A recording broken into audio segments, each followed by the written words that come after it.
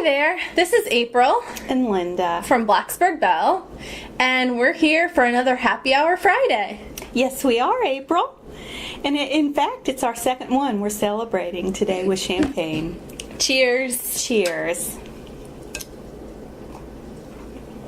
So grab a cocktail and join us today while we talk about collecting things for art projects.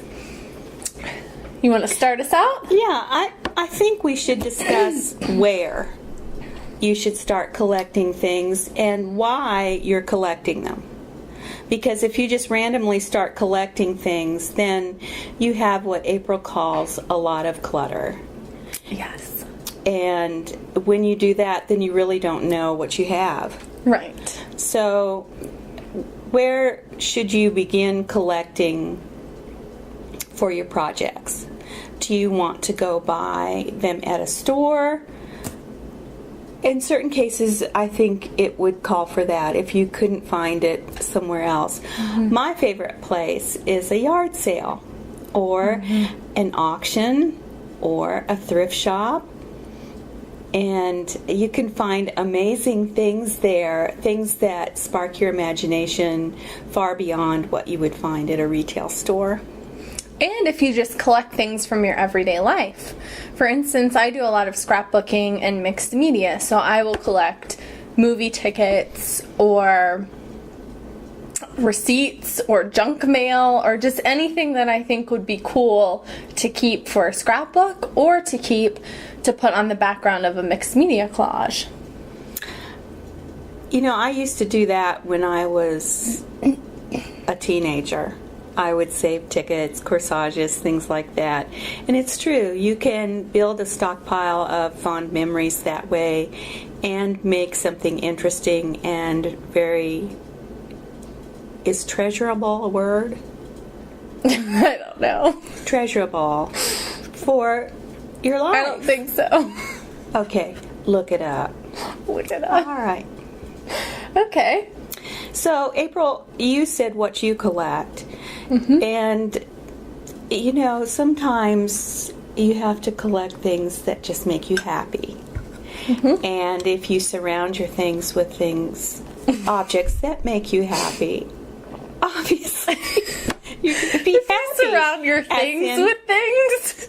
Yourself be with happy things. as Stop in happy talking. hour. So, do you want me to go into what I collect? Yeah. Okay. I will collect things, and sometimes I challenge myself to see if I can find everything I want.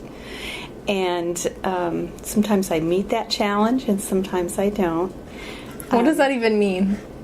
That means, April, that I collect Happy Meal toys. And if I'm missing one part of the collection, I am uberly unhappy. Now, see, that's where I would say clutter comes into play. Happiness is clutter.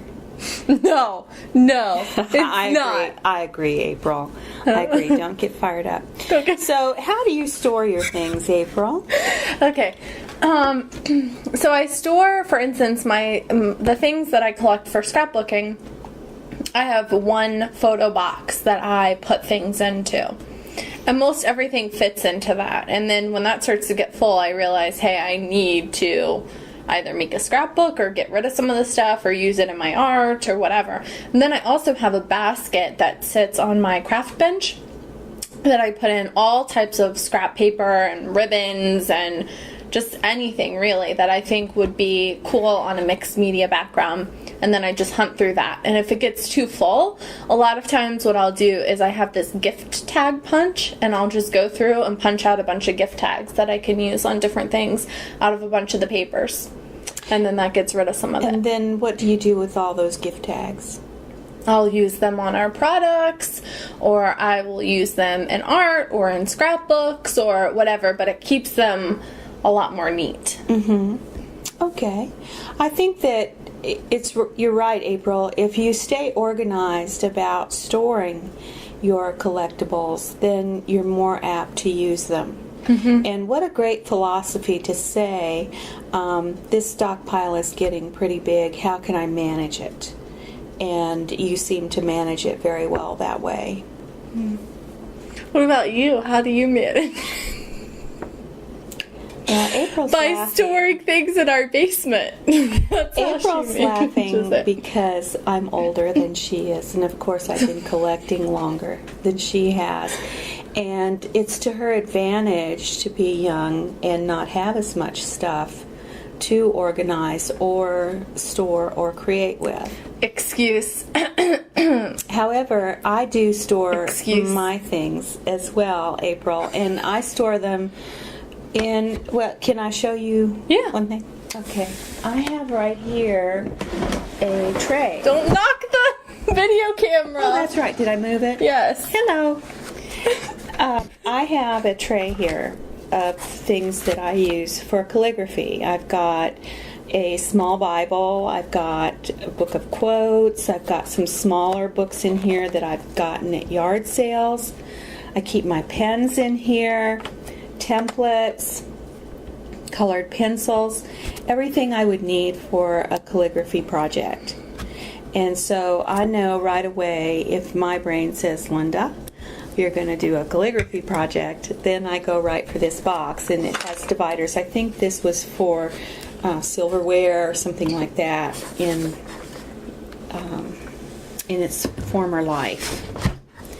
I also do collages. What April does is mixed media, maybe the same thing, but you can pick a subject that's near and dear to your heart, and you can save just those things. And I happen to adore the old house that I raised my family in, and I have pictures of it being built in 1924. I've saved those pictures.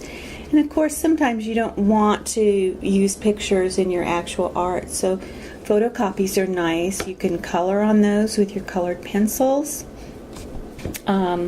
This is something that I started, and I'll just kind of put it up like this. Go ahead. Okay, and you can see here the house being built, and I'm not sure you can see it real well, but it comes from an original photo that we have. I've cut out another view of the home and put it on paper and picked something that looks more like a sunset or a sunrise. The woman who built the house was a gardener, and she was a master gardener, and she grew flowers. There were tours of her garden, and so I found an old picture here with a picket fence and a lady with a little girl. Certainly it's not the lady that built my house, but it's a symbol. I've got a little clay pot here that I found at a yard sale.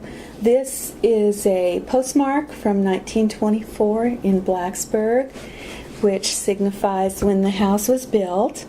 There's a big oak tree in back, and I got these leaves from scrapbooking paper. This was a map I found. I soaked it in tea to make it look old and spread it out. And the house was a historic house, and this is something similar to the plaque that was on the front. And then it says there's no place like home, and that's the way we feel about our old house. This is scrapbooking paper. I have nails that I want to attach to this. I also put a hammer, April, in a copy machine and copied it and colored it, so that's going to go here. And then I need to get inspired to write some poetry about the house, and so I'm going to have some personal written work on there as well. The backing is scrap mat board that I got from the front of a framing place. They had a bin out there that said free, take some, and I did. Nice. So that's one example of a way that you can use things that you collect, especially things that really mean something to you. Okay, we've gone over where, what, and how. Now, have you ever watched that show, Hoarders, April? Yes. Okay. Do you feel like some collectors can become hoarders? No, I've never seen that before, ever. Yes. You have to be careful of that. Yes, you do. Because, like we said, it's not organized. You can't tell what your inventory is, and let's face it, it's just flat out ugly. So what's your rule of thumb on this, April? My rule is whenever you get something, get rid of something. And that could mean donating something. That could mean having your own yard sale to get rid of things. That could mean taking it to the local thrift shop. That could mean giving it to a friend who you know could use it. Whatever it is. Or trashing it if nobody's going to want it. Because there are things like that too. Now, you mentioned giving it to a friend that you think might need it. That's what happens to me. I'll open my front door, and there will be things on my front porch that people think I can use. One night I saw the dome light on in my car, and I opened the door and I said, "Who is in my car?" And I heard this, "Linda, it's me, Janice. I had some stuff for you, and I just, rather than put it on your porch, I thought I would just load it in your car." So I would caution you, unless you know that a friend really, really wants something or needs something, I would say take it to the thrift store, have a yard sale, and if you... Or if it's something cool, you could always email the people on your list and say, "Hey, I'm getting rid of this, this, and this. Does anybody want it?" Yeah, that's a good idea. I just know from past experiences that people will give to me, because they know I collect, they'll give to me things that they can't bear to throw away, and I end up doing that for them.